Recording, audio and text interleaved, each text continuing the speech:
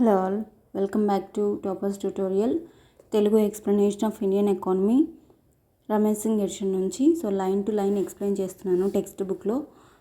మీకు నా క్లాసెస్ నచ్చిన వాళ్ళు సబ్స్క్రైబ్ చేసుకోండి, మీకు ఇంకా నేను మోర్ వీడియోస్ చేయగలుగుతాను.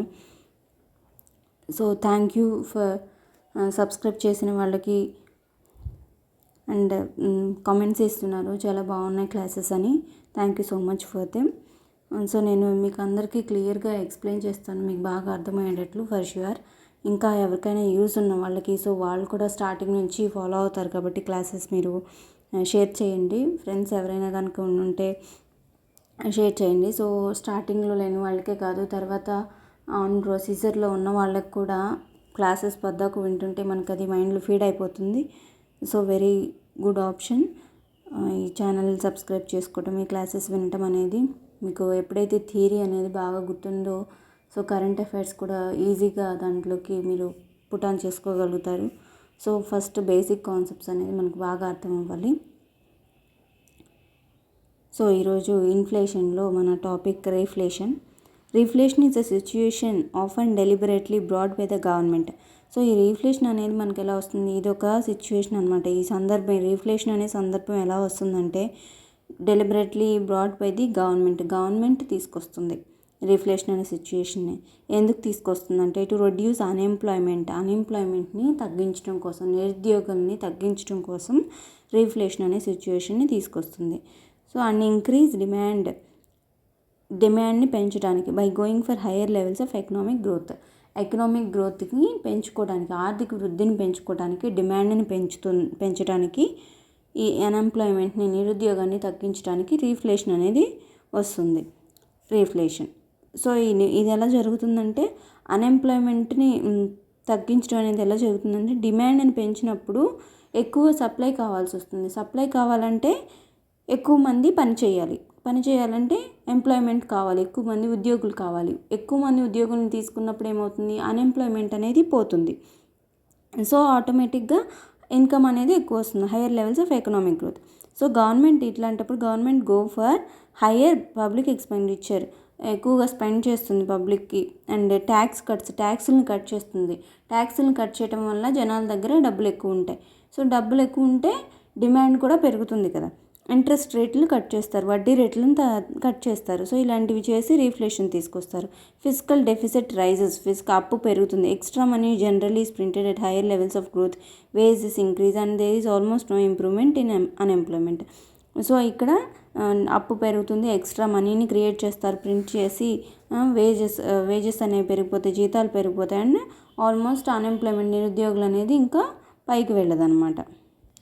Reflation can also be understood from a different angle. రీఫ్లేషన్ని మరొక యాంగిల్లో కూడా అర్థం చేసుకోవచ్చు. So when the economy is crossing a cycle of recession అనేది క్రాస్ అవుతున్నప్పుడు ఆర్థిక వ్యవస్థ, low inflation, high unemployment, low demand, ఇటువంటి పరిస్థితులు ఉన్నప్పుడు, రెసెషన్ అంటే ఏంటి, ఇన్ఫ్లేషన్ తక్కువ ఉంటుంది, అన్ఎంప్లాయ్మెంట్ ఎక్కువ ఉంటుంది, డిమాండ్ కూడా తక్కువ ఉంటుంది. ఇలాంటి ఒక పరిస్థితిని ఎకానమీ అనేది క్రాస్ అయ్యేటప్పుడు, అంటే ధరలు తక్కువగా ఉంటాయి, నిరుద్యోగులు ఎక్కువ మంది ఉంటారు, డిమాండ్ తక్కువగా ఉంటుంది, ఏమి ఉండదు అనమాట. And government takes some economic policy decisions to revive the economy from recession.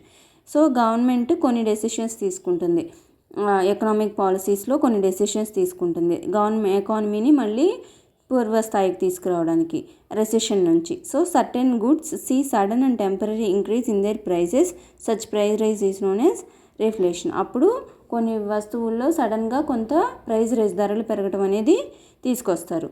So వాటి వల్ల ధరలు పెరగడం అనేది తీసుకొచ్చినప్పుడు దాన్ని రీఫ్లేషన్ అంటారు. సో ఇటువంటి ఒక పరిస్థితిని, అన్ఎంప్లాయ్మెంట్ని తగ్గించడం కోసం, డిమాండ్ని పెంచడం కోసం ఇలాంటివి తీసుకొస్తుంది government. So what is next one, stagflation. Stagflation అంటే ఏంటి? Stagflation is a situation in an economy when inflation and unemployment both are at higher levels contrary to conventional belief. So stagflation అనేది అది ఒక పరిస్థితి ఆర్థిక వ్యవస్థలో. ఎటువంటి పరిస్థితి అంటే ఒక రకం కోవిడ్ అని చెప్పుకోవచ్చు, like covid are higher levels. Inflation ఒకటి, ద్రవ్యోల్బణము, ధరలు బాగా ఎక్కువగా ఉంటాయి, నిరుద్యోగులు ఎక్కువగా ఉంటారు. సో హైయర్ లెవెల్స్ ఎక్కువగా ఉంటాయి అన్నమాట. Such a situation first arouse in the 1970 in the US economy. ఇటువంటి ఒక సిచ్యువేషన్ ఫస్ట్ ఎప్పుడు వచ్చింది? 1970 యుఎస్ ఎకానమీలో, యుఎస్ ఆర్థిక వ్యవస్థలో ఇటువంటి ఒక సిచ్యువేషన్ వచ్చింది 1970లో. So average unemployment rate above 6% and average rate of inflation above 7%. So unemployment rate యావరేజ్గా 6% పైన ఉంది. ఇన్ఫ్లేషన్ ధరలు ఎక్కువగా, ద్రవ్యోల్బణం రేటు యావరేజ్గా 7% పైన ఉంది. And in many euro American economies, చాలా యూరో అమెరికన్ ఎకానమీస్లో, యూరో అమెరికన్ ఆర్థిక వ్యవస్థలో కూడా ఇది కనిపించింది. So this took place as the result of oil price increase in 1973 and 1979. So ఇది 1970లో అన్నారు కదా, ఇది ఎందువల్ల వచ్చిందంటే 1973 అండ్ 79లో ఆయిల్ ప్రైజెస్ పెరగడం వలన ఇటువంటి సిచ్యువేషన్ వచ్చింది. ఆయిల్ ప్రైజెస్ పెరగడం వలన ఎందుకు వస్తుందంటే, ఆయిల్ ప్రైజెస్ ఇంక్రీజ్ అవ్వడం వలన ఆటోమేటిక్గా ఏమవుతుంది, ధరలన్నీ పెరిగిపోతాయి. సో ఇన్ఫ్లేషన్ పెరిగిపోతుంది. సో ఇలాంటి ఒక సిచ్యువేషన్ వచ్చింది. And anticipation of higher inflation. The stagflationary situation continued till 1980 దాకా ఈ స్టాగ్ఫ్లేషన్ సిచ్యువేషన్ అనేది కంటిన్యూ అయింది. So conventional thinking that a trade-off existed between inflation and unemployment was falsified and several economies switched over to alternative ways of economic policies such as monetarist supply side economies. So ఇక్కడ మనం Philips కర్వ్లో చదువుకున్నాం. Philips curve ఏం చెప్పింది, ఈ ఇన్ఫ్లేషన్కి అన్ఎంప్లాయ్మెంట్కి మధ్య inverse relation అనేది ఉంటుంది, inflation ఎక్కువగా ఉంటే అన్ఎంప్లాయ్మెంట్ తక్కువగా ఉంటుంది అని చెప్పాం. సో ఇది ఫాల్స్ అయిందనమాట. అండ్ చాలా ఎకానమీస్, ఆర్థిక వ్యవస్థలు ఏం చేసినాయి, ఇంకొక ఆల్టర్నేటివ్ వేస్ ఆఫ్ ఎకనామిక్ పాలసీలకి స్విచ్ ఓవర్ వెళ్ళిపోయాయి అనమాట.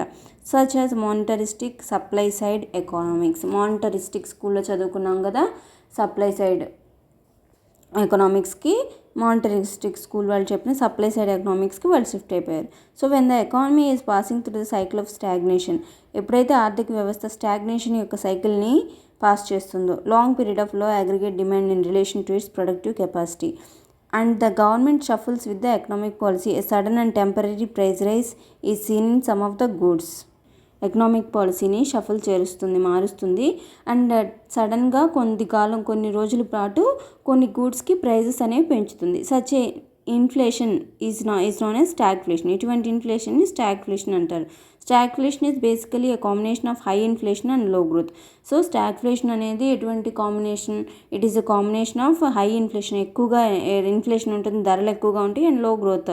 వీళ్ళకి అన్ఎంప్లాయ్మెంట్ కూడా ఎక్కువగానే ఉంటుంది, అంటే గ్రోత్ తక్కువగా ఉన్నట్టు, ఎకనామిక్ గ్రోత్ తక్కువగా ఉన్నట్టు, అన్ఎంప్లాయ్మెంట్ బాగా ఎక్కువగా ఉంటాయి. సో ఈ రెండింటి combination stagflation. So next one, inflation targeting. Inflation targeting అంటే ఏంటి? The announcement of an official target range for inflation is known as inflation targeting. So inflation, ద్రవ్యోల్బణం అనేది ఇంతకంటే పెరగకూడదు అని చెప్పి అఫీషియల్గా ఒక టార్గెట్ని పెడతారు, దాన్ని ఇన్ఫ్లేషన్ టార్గెట్ అంటాం. అనౌన్స్ చేస్తారనమాట, ఇంతకంటే పెరగకూడదని. సో ఇది ఎవరికి చూస్తారు? It is done by the central bank in an economy as a part of their monetary policy. So central bank చేస్తుంది, ఒక ఆర్థిక వ్యవస్థలో సెంట్రల్ బ్యాంక్ ఇది ఈ టార్గెట్ అనేది సెంట్రల్ బ్యాంక్ చూస్తుంది. ఏ విధంగా, ఎందులో భాగంగా, మానిటరీ పాలసీలో భాగంగా to realise the objective of a stable rate of inflation. ఒక స్టేబుల్ రేట్ ఆఫ్ ఇన్ఫ్లేషన్ యొక్క రేట్ ఒక స్టేబుల్గా ఎందుకు ఉండాలి అనే దృక్పథాన్ని మనకు తెలియజేస్తుంది. So the government of India asked the RBI to perform this function in the early 1970. So government of India ఏం చేసింది, ఆర్బీఐని అడిగింది to perform this function in the early 1970 స్టార్టింగ్లో ఈ ఆర్బీఐని ఈ విధులు నిర్వర్తించమని అడిగింది. So India commenced inflation targeting formally in February 2015 when an agreement between the GOI and RBI was signed related to it, Agreement on Monetary Policy Framework. So India ఎప్పుడు inflation టార్గెటింగ్ని start చేసుకుంది ఫార్మల్గా February 2015లో. ఇక్కడ ఒక agreement sign చేయబడింది, GOI and RBI ఒక అగ్రిమెంట్ని sign చేసుకున్నారు దీనికి సంబంధించి, agreement on monetary policy framework. The agreement provides the aim of inflation targeting in this way.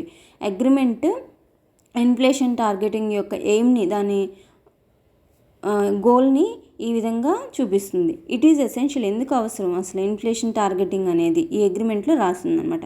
It is essential to have a modern monetary framework to meet the challenge of an increasingly complex economy. ఎకానమీలో సంక్లిష్టంగా economy face చేస్తున్న ఉంటున్న ఛాలెంజెస్ని meet చేయడానికి, దాని ఛాలెంజెస్లో అది గెలవటం కోసం economy అనేది సంక్లిష్టంగా ఉంది, పెరుగుతూ ఉంది. సో దీనిలో ఉన్న సమస్యలన్నీ పోగొట్టుకోవటం కోసం, ఇవన్నీ తెలుసుకోవటం కోసం మనకి ఈ అగ్రిమెంట్ అనేది, ఈ టార్గెటింగ్ అనేది కావాలి. So whereas the objective of monetary policy ఎందుకు is to primarily maintain price stability. Monetary policy ఎందుకంటే ప్రైస్ స్టెబిలిటీ, ధరలు స్టేబుల్గా ఉంచడం కోసం మానిటరీ పాలసీ అనేది ఉద్దేశం పెట్టారు. మానిటరీ పాలసీ ఉద్దేశం అనమాట. While keeping in the mind the objective of growth. ఎలా ప్రైజెస్ అనేవి స్టేబుల్గా ఉండాలి.